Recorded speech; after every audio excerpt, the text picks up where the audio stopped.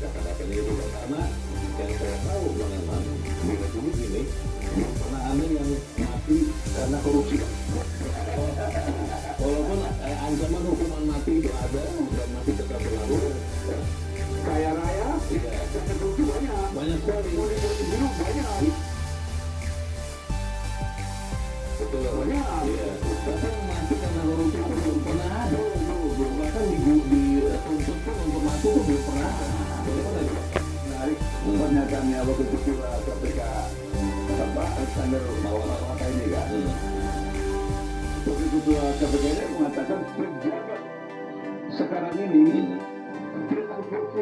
Tidak takut korupsi. Tidak tahu korupsi. Karena apa? Dia bilang ternyata memang risiko korupsi itu kecil. Oh, dibanding kenikmatan keuntungan yang didapat dari korupsi. Ada yang dinikmati dari korupsi. Tapi makanya orang nggak tahu korupsi. Maka katanya kalau ada pejabat yang tertangkap OTT, Iya. itu apa saja tuh?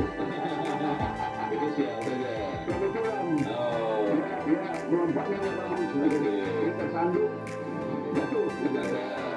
Tapi kalau ini dibiarkan ya, kalau sampai pejabat itu tidak takut korupsi, wah negara ini tinggal menunggu korupsi aja. Jadi itu kenapa? Memang itu makanya diingatkan sebaiknya untuk ke depan orang yang akan korupsi sudah mati kan gitu kan. Iya. Karena ancamannya mati gitu kan. Iya. Jadi itu yang terjadi. Iya. Karena kan korupsi ya paling dihukum 2 tahun, 1 tahun. Ada yang mengatakan sebenarnya koruptor itu di Indonesia bukan takut-takut, tapi takut-takut. Nah, dan itu kan sebenarnya sudah diancam dengan undang-undang perampasan aset yang masih rencana. Yang masih rencana terus. Nah, artinya kan mungkin adalah bangsa Indonesia ini sebenarnya mungkin ya ada apa? Termasuk korupsi. Ya sudah itu pada sana kan sudah korupsi itu kita masih perlu uji. Tapi ternyata memang orang yang korupsi di Indonesia ini kan makin merajalela kan. Iya. Karena apa? Karena kenikmatannya dia dapat ya. Kalau dia dihukum, dia sudah miskin. Di sana pun mereka Happy. happy. Iya. Nah, kalau benar sebetulnya, Hmm. kalau benar pemerintah mau memberantas korupsi, Iya. mereka berat dan hukumannya kita kembangkan aja. Oke. Kita harus kembangkan, Iya. tapi tidak miskin. Dan ada yang sudah miskin, kita kira sekarang di kerja aja baru stop gitu. Pertanyaannya kan yang katanya yang masih semangat untuk melawan korupsi itu hanya Bang Herman dan saya gitu. Kita rakyat nih bagaimana kemudian komandan-komandan para pimpinan yang harus sebenarnya melawan korupsi itu kan menjadi pertanyaan besar kita Bang. Kita akan bahas itu bersama dengan kita adalah editorial media Indonesia hari ini Selasa 17 September 2024 mencari mati dengan korupsi.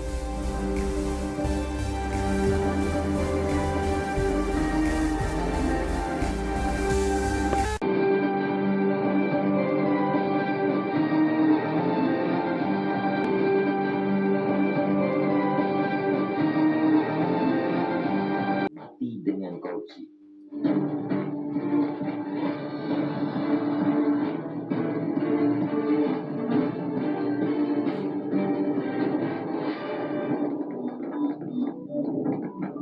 Upaya pemberantasan korupsi telah menjadi ironi di negeri ini. Pejabat di Indonesia sudah tidak takut lagi untuk melakukan korupsi. Sekalipun ancaman hukuman terbentang di depan mata, mereka tetap nekat menggarong uang rakyat. Wakil Ketua Komisi Pemberantasan Korupsi atau KPK, Alexander Mawata membeberkan alasan para pejabat tidak takut lagi berbuat culas. Keuntungan yang mereka peroleh dari hasil mencuri uang negara lebih besar ketimbang risiko yang dihadapi ketika tertangkap akibat korupsi. Itulah realitas pahit yang dihadapi dalam upaya pemberantasan korupsi di negeri ini yang diakui secara jujur oleh institusi pemberantasan korupsi. Para pejabat sadar akan risiko bakal tertangkap, tetapi tetap berani berbuat jahat karena melihat peluang dalam meraup keuntungan sebesar-besarnya. Jika terjaring operasi tangkap tangan, mereka tinggal menganggap itu sebagai nasib buruk semata, sedang tidak beruntung, atau tengah mendapat ujian dari Tuhan. Toh, ujung-ujungnya mereka akan bebas dalam waktu yang lekas dan masih menyimpan uang sisa hasil korupsi. Persepsi yang tertanam di benak pejabat ini tentu sangat berbahaya. Mereka akan semakin beringas merampok duit negara, melupakan kewajiban dalam menghadirkan keadilan dan kemakmuran bagi seluruh tumpah darah di Republik ini. Dengan tegas kita katakan, praktik menyimpang ini harus segera dihentikan. Perjudian yang mereka lakukan taruhannya sangatlah besar. Merusak masa depan bangsa, memperlambat pembangunan, memperburuk kemiskinan, dan merusak kepercayaan publik terhadap pemerintah ialah kenyataan pahit yang mesti ditanggung oleh rakyat. Maka, penguatan KPK selaku lembaga anti rasuah, juga penguatan institusi aparat penegak hukum lainnya, seperti kepolisian dan kejaksaan, sudah mutlak dilakukan. Namun itu saja tidak cukup. Harus ada terobosan guna menghadapi korupsi yang merupakan extraordinary crime, kejahatan luar biasa. Meski ada perbaikan sistem birokrasi, pengawasan publik yang kuat, pengoptimalan non-conviction based asset forfeiture atau perampasan aset tanpa pemidanaan, juga penyempurnaan undang-undang tindak pidana korupsi dengan memasukkan pasal yang mengakomodasi delik illicit enrichment, kekayaan tidak sah. Laporan harta kekayaan penyelenggara negara atau LHKPN yang merupakan salah satu upaya mencegah terjadinya korupsi juga harus diperketat. Aparatur sipil negara atau pejabat negara yang abai dalam melaporkan harta kekayaan harus mendapatkan sanksi. Tidak hanya administrasi, tetapi juga harus dihukum secara pidana. Namun, semua upaya yang telah disodorkan tersebut akan sia-sia manakala tidak ada panglima perang dalam pemberantasan korupsi di Indonesia. Alexander Marwata, wakil ketua KPK itu, terang-terangan mengatakan belum ada satupun kepala negara yang berani mendeklarasikan zero tolerance terhadap korupsi. Sekuat apapun lembaga penegak hukum dan mekanisme hukum yang ada, upaya pemberantasan korupsi akan sulit berhasil tanpa panglima perang yang berdiri di garis depan dengan keberanian dan ketegasan menyikat habis pejabat yang mencuri uang rakyat. Tidak hanya itu, panglima perang ini akan mati-matian berjuang di DPR guna menyempurnakan Undang-Undang Tipikor, mengesahkan rancangan Undang-Undang Perampasan Aset, serta mengembalikan nyali KPK. Dengan begitu, nafsu pejabat untuk menggarong duit negara bisa ditekan atau bahkan dihilangkan. Mereka tidak akan lagi berani untuk berbuat korupsi. Pemberantasan korupsi jangan menjadi slogan semata. Di tengah praktik rasuah terus merajalela, harapan besar masyarakat bertumpu pada pemimpin masa depan yang benar-benar memiliki komitmen kuat dalam memerangi korupsi. Berani jujur itu hebat, berani korupsi sama saja mencari mati.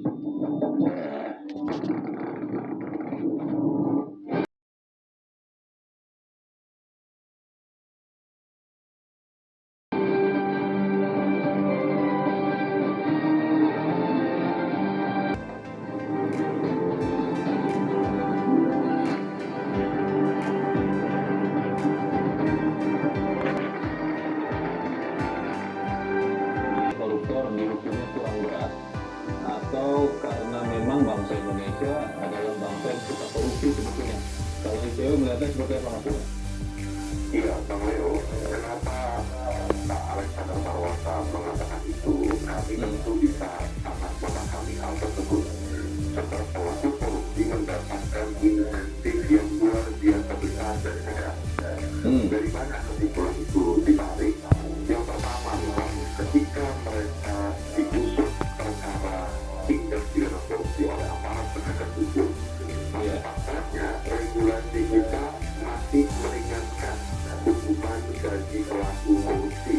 Misalnya pada beberapa tahun yang lalu, tatkala rancangan kitab undang-undang hukum pidana itu diundangkan, jadi kita harapkan ada pemberasan bagi hukuman pelaku korupsi ternyata justru diringankan. Selain itu juga dalam banyak catatan ICW, vonis dari terdakwa kasus korupsi masih terbilang ringan, masih di bawah 5 tahun rata-ratanya.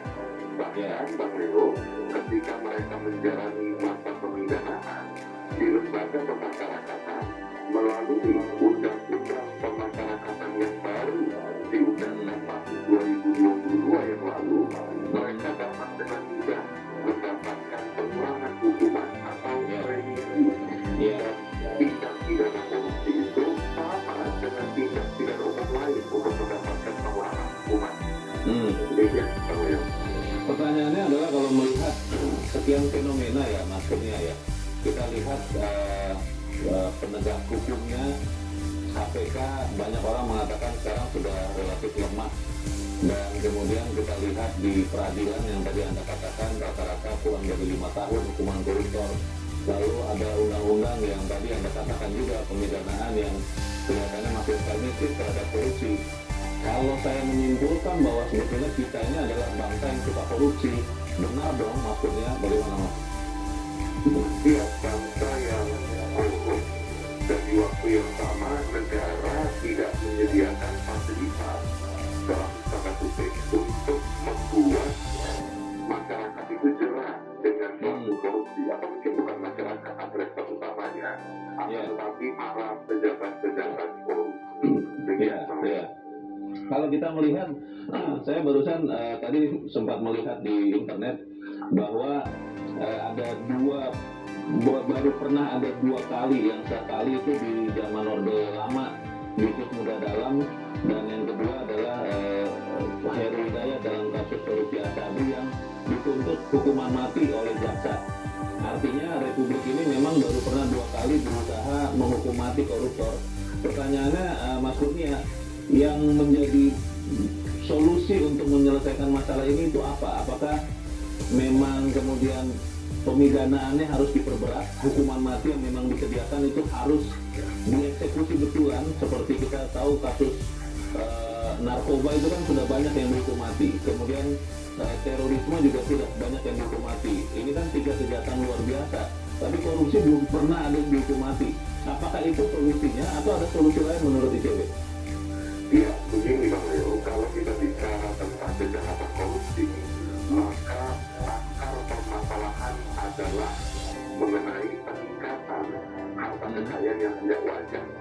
Maka dari itu, kami lebih condong pada pemidanaan 2 hal yang harus selalu berjalan beriringan.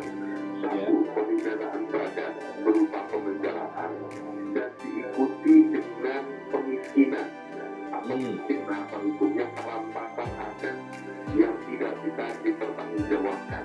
Namun saya, Bang Leo, 2 hal itu masih menjadi problem. Tapi kita sudah bicara tentang pemidanaan penjara yang masih sangat rendah. Poin kedua terkait dengan pemulihan kerugian negara atau kerugian akibat aksi korupsi. Sebenarnya ada undang-undangnya yang saat ini belum kunjung diundangkan, yaitu undang-undang perampasan aset. Itu adalah paket penting seluruh utama penegak hukum untuk memaksimalkan pemulihan kerugian akibat korupsi. Namun lagi-lagi kita di sini bicara tentang political will dari pihak eksekutif dan legislatif selaku pembuat undang-undang yang aman saat ini. Di dalam editorial dikatakan bahwa semua usaha untuk memberantas korupsi, untuk menekan korupsi, untuk memastikan korupsi itu tergantung panglimanya. Kalau Anda lihat Mas Kurnia, panglima di dalam pemberantasan korupsi di Indonesia itu sungguh-sungguh serius atau memang hanya berjanji memberantasan korupsi supaya terpilih pada saat di pemilu? Mas Kurnia, bagaimana Mas? Iya, kalau tadi Bang Leo mengatakan panglimanya belum maksimal untuk memberantas atau memimpin agenda pemberantasan korupsi. Namun kalau bagi saya pribadi, panglimanya tidak tahu bahwa dia adalah panglima pemberantasan korupsi. Makanya kebijakan negara yang berkenaan dengan penegakan hukum itu tidak dijalankan. Siapa panglimanya? Ya tentu pimpinan tertinggi Republik, yaitu Presiden Joko Widodo. Baik, kalau begitu kita berharap lah ya bahwa panglima yang sekarang maupun panglima yang akan datang benar-benar juga bisa sungguh-sungguh ya memimpin pemberantasan korupsi supaya yang mati adalah korupsinya, bukan bangsa Indonesia. Terima kasih peneliti ICW Kurnia Ramadana sudah mencerahkan kami. Selamat pagi Mas Kurnia. Selamat pagi.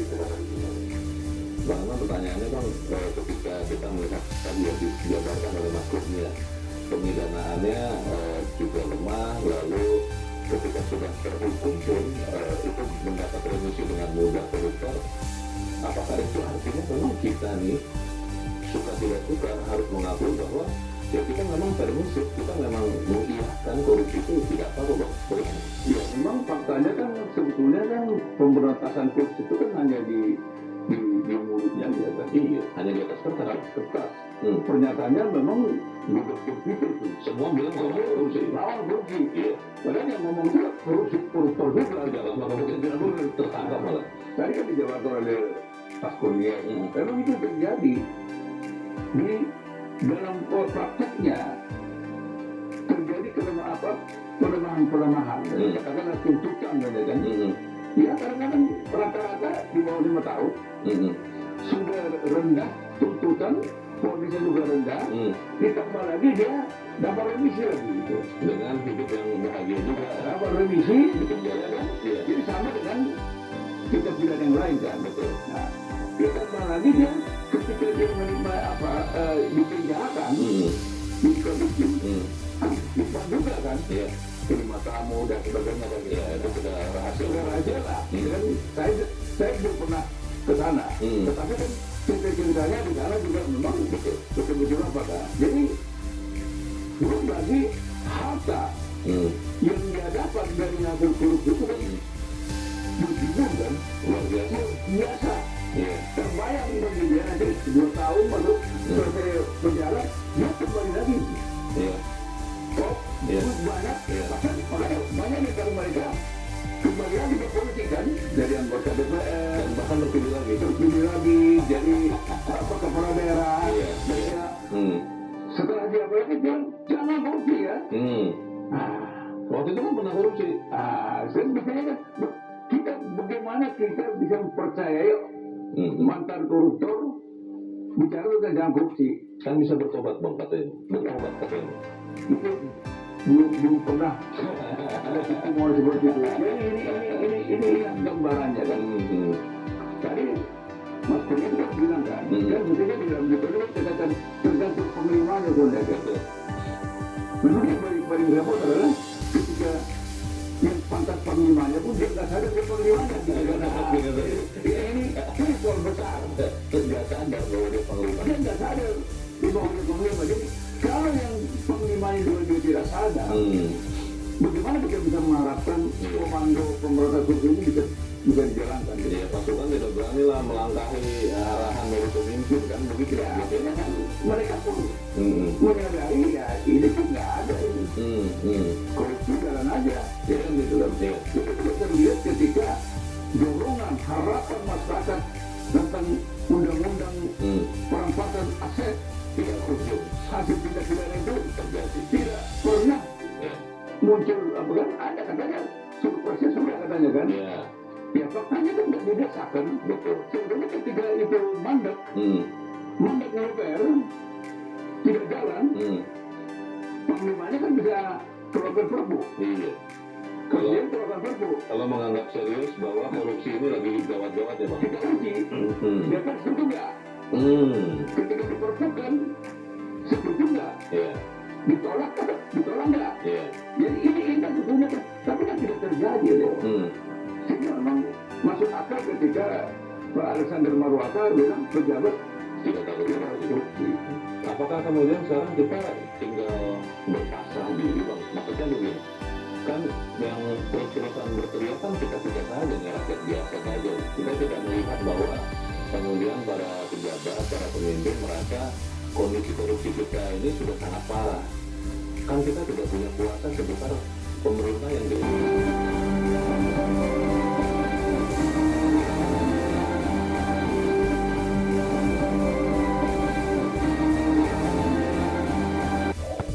Oke, Pak Tatang, masalahnya kan Pak, kita tahu bahwa faktanya, contohnya misalnya undang-undang perampasan aset saja Pak, itu kan tidak perlu menjadi undang-undang Pak, juga konon karena yang mau menggolkan undang-undang takut itu jadi bumerang.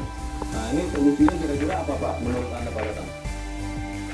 Kalau menurut saya solusinya itu benar-benar kesehatan lima dan bilang sudah diceritakan. Kalau panglimanya lebih betul-betul untuk masyarakat kecil, insya Allah itu bisa terrealisasi.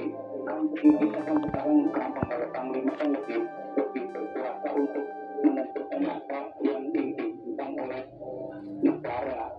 Sekarang kalau ini ternyata ada istilahnya ketegasan dari panglima sendiri, ini akan sulit memberantas korupsi. Oke, kembali lagi ke Panglima ya. Terima kasih Pak Tatang di Cilacap, Jawa Tengah untuk pendapat Anda Pak. Selamat pagi. Di belakang Pak Tatang ada pemirsa Metro TV di Tangerang, Banten, Pak Wartono. Pak Wartono, selamat pagi.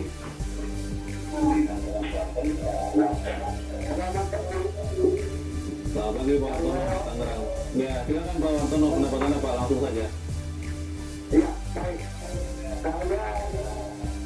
Alhamdulillah untuk sebagai bangsa Indonesia sudah berusia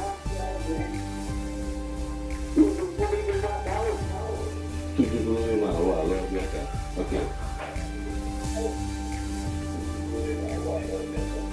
Tapi saya sangat sekali Ya. melihat panglima Indonesia ini.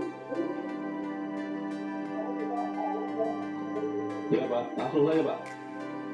Ya, untuk pemberantasan korupsi ini benar-benar muncul. Tumpul ya Pak. Ya, saya minta untuk koruptor harus diintegrasi. Oke. Yang kedua, undang-undang korupsi seperti perampasan hak itu segera dilaksanakan. Ya. Yang ketiga, para pejabat yang sama sekaligus dilarang menjabat apapun Indonesia ini. Masih ada yang pintar-pintar. Baik. Terima kasih Pak Wartono di Tangerang, Banten untuk pendapat Anda yang sangat mudah. Terima kasih Pak. Selamat pagi. Di belakang Pak Wartono ada pemirsa Metro TV di Bandung, Jawa Barat, Pak Sony. Pak Sony, selamat pagi. Selamat pagi, Bung Evan. Selamat pagi, Bu Leo. Selamat pagi Pak Sony. Silakan Pak, pendapat Anda Pak. Ya, saya coba satu ya. Sebetulnya ini kalau dibilang dari kejahatan selama sekali masalah korupsi nggak ada, sampai kapanpun nggak ada. Karena saya melihat dari semuanya tidak ada keinginan untuk memberantas. Karena memang semuanya ketakutan coba seperti undang-undang pemberantasan korupsi untuk pemberantasan apa? Untuk pemberantasan aset, untuk apa? Ya. Dan apa pembatasan uang kartal itu sebenarnya sudah bagus itu karena dengan pembatasan apa namanya keuangan kalau kita lihat uang yang akan keluar kemudian juga siapa saja yang bisa menyuap seperti itu tapi dari DPR sendiri tidak pernah jadi ya. sekarang dilecehkan pernah saya melihat pada waktu itu salah satu apa rapat di dewan ya sampai bilang katanya kalau masalah seperti ini dengan kita dan ini sama apa bahkan bos-bos di atas itu tidak bisa terbayang itu bagaimana kalau semuanya berkolaborasi seperti itu saya tidak pernah optimis bahwa pemberantasan korupsi ini akan pernah terwujud tidak akan pernah sampai kapanpun sudah gitu karena semuanya pada takut apalagi kalau dikecilkan ya kita korupsi satu ini tidak aja mereka mau ke penjara kalau diungkap Ada bisa jadi solusi ya. Baik, terima kasih Pak Sony di Bandung, Jawa Barat untuk pendapat Anda. Selamat pagi Pak. Ini, nah ini Bang, jangan sampai kemudian kita seperti ya yang dirasakan Pak Sony ini Bang, tidak pernah optimis bahwa kita benar-benar akan bisa memberantas korupsi. Bagaimana Bang? ya kalau kita simpulkan dari tiga pemirsa tadi ini ya mereka kan pesimis kan Iya, pesimis korupsi itu bisa diberantas. pesimis juga ada kemauan pemerintah untuk memberantas korupsi kan Iya, ini kan suara-suara rakyat ya. Dan perkiraan kita sih mayoritas rakyat juga berpikir seperti ketika pemerintah bagi. Dan ini kan bahaya kan. Sebetulnya kalau boleh mau mendengarkan suara rakyat, langkah pertama pemerintah yang akan datang adalah bagaimana mereka menancapkan untuk tekad atas korupsi. Itu nanti akan membuat gelora pembangunan ini akan cepat, semangat membangun akan cepat. Kalau ada tekad pemerintah yang akan datang untuk memberantas korupsi, dan tekad itu tidak hanya pernyataan, dan dibuktikan dengan langkah-langkah 1, 2, 3, saja katakanlah langkah undang-undang perampasan aset. Nah, itu langsung jadi. Kedua, bagaimana misalnya mengembalikan KPK seperti di awal pembentukan KPK. KPK itu harus diciptakan untuk ditakuti, berwibawa. Jadi ketika orang bicara tidak urut, langsung merinding misalnya. Tidak berani korupsi. Tidak urut, sama dengan KPK. Kuningan katanya, aduh, takut. Nah sekarang kan mau 3 huruf, mau kuningan, emang apa itu? Itu sekarang pandangan orang kan? Itu mau udah lemah gitu kan? Ini nggak boleh terjadi lagi. Jadi jangan ada lagi katakanlah di persepsi masyarakat bahwa KPK ini lemah. Jadi ini yang harus dibangun oleh pemerintah. Jadi pemerintah tidak boleh membiarkan KPK itu menjadi lemah, menjadi abal-abal, menjadi katakanlah orang yang tidak bertaji gitu. Ini harus didorong oleh semua pihak, terutama panglima perangnya kan.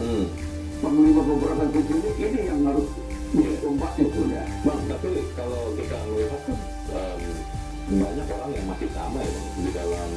Di DPR masih orang-orang yang sama, walaupun ada sebagian yang sudah tidak terpilih lagi. Di pemerintahan pasti akan sesuatu yang baru. Tapi apakah kita bisa berharap ada perubahan drastis Bang di dalam sikap memberantas korupsi? Apakah kita optimis undang-undang perampasan aset itu akan menjadi undang-undang pertama yang dilakukan oleh pemerintahan baru nanti? Tapi kita harus juga dahulu dan melihat bersama kami editorial media Indonesia segera kembali.